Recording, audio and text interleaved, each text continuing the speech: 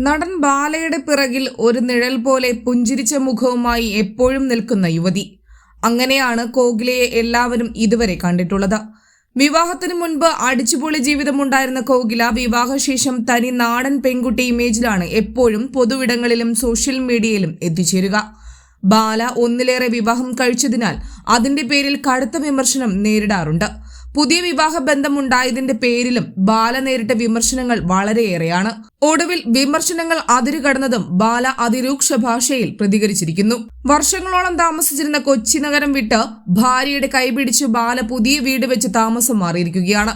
ഇവിടുത്തെ ജീവിതം ആസ്വദിച്ച് അതുമായി ഇഴകിച്ചേർന്ന ബാല തന്റെ ചില ചാരിറ്റി പ്രവർത്തനങ്ങൾ നാട്ടുകാർക്കും കൂടി ഉപകാരപ്രദമാകണമെന്ന നിലയിൽ പ്രവർത്തിച്ചു പോരുന്നു. ഇതിനിടയിൽ ഭാര്യ കോകിലയുടെ ഒപ്പം ചില പോസ്റ്റുകളുമായി ബാല വരാറുണ്ട്. അതുമല്ലെങ്കിൽ പൊതുസ്ഥലങ്ങളിൽ എവിടെയെങ്കിലും ബാല ഭാര്യയ്ക്കൊപ്പം സന്ദർശിച്ച ദൃശ്യങ്ങളാവും പുറത്തുവരിക.